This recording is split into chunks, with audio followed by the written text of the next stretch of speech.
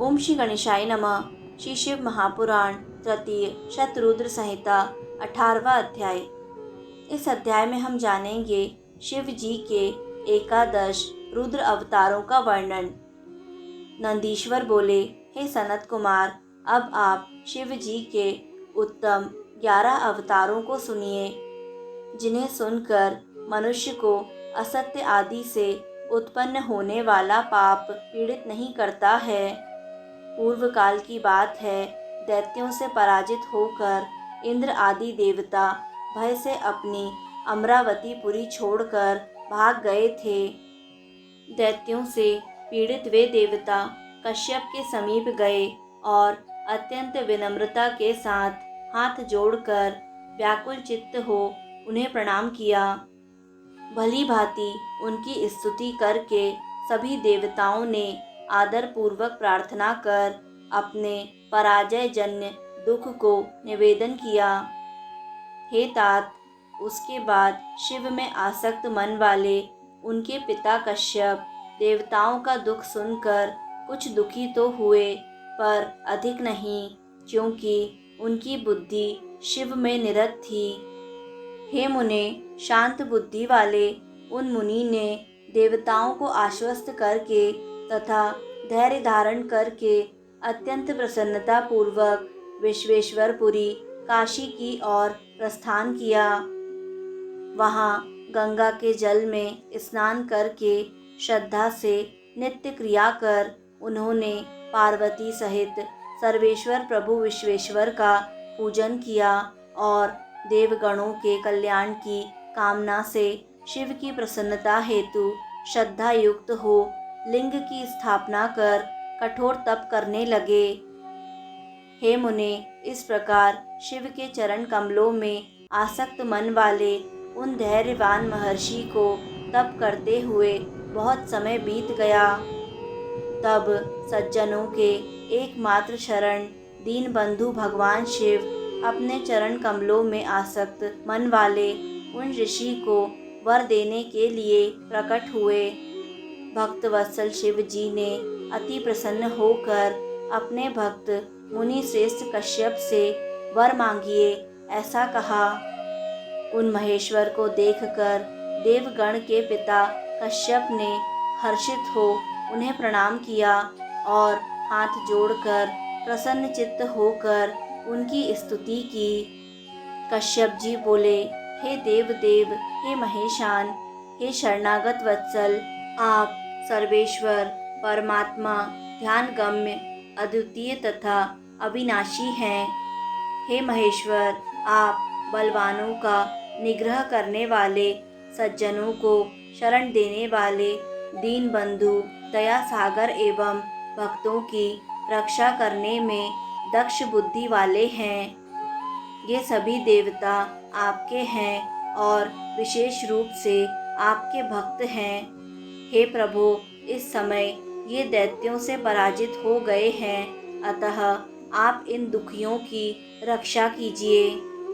विष्णु भी असमर्थ हो जाने पर आपको ही बारंबार कष्ट देते हैं, इसीलिए ये देवता भी मानो असहाय होकर अपना दुख प्रकट करते हुए मेरी शरण में आए हुए हैं।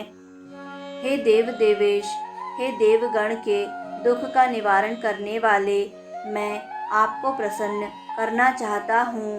अतएव देवताओं के अभीष्ट को पूर्ण करने के लिए काशीपुरी में आकर आपके लिए तपस्या कर रहा हूँ।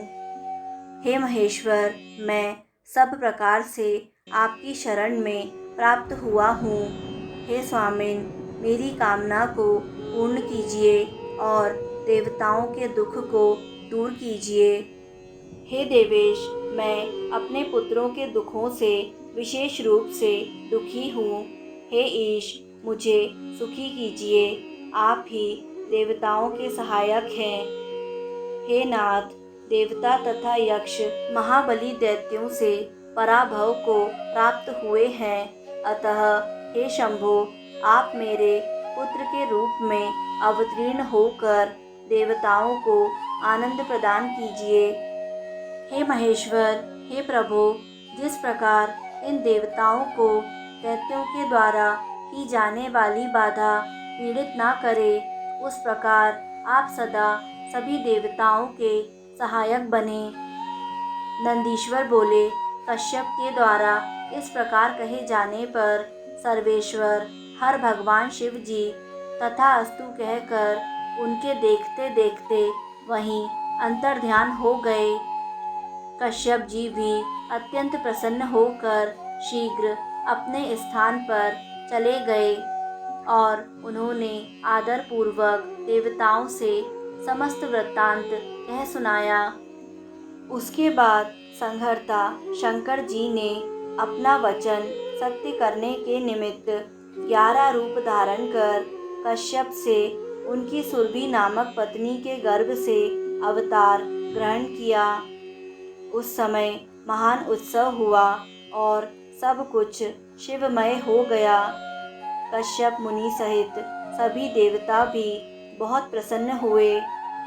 कपाली, पिंगल, भीम, विरूपाक्ष, विलोहित, शास्ता, अजपाद, अहिर्बुधन्य, शंभु, चंड तथा भव ये 11 रुद्र सुरभि के पुत्र कहे गए हैं। ये सुख के आवास स्थान रुद्रगण देवताओं की कार्य सिद्धि के लिए उत्पन्न हुए थे। वे कश्यप पुत्र रुद्रगण वीर तथा महान बल एवं पराक्रम वाले थे। इन्होंने संग्राम में देवताओं के सहायक बनकर दैत्यों का संहार कर डाला। उन रुद्रों की कृपा से इंद्र आदि सभी देवता दैत्यों को जीतकर निर्भय हो गए और स्वस्थ चित्त होकर अपना अपना राज कार्य संभालने लगे।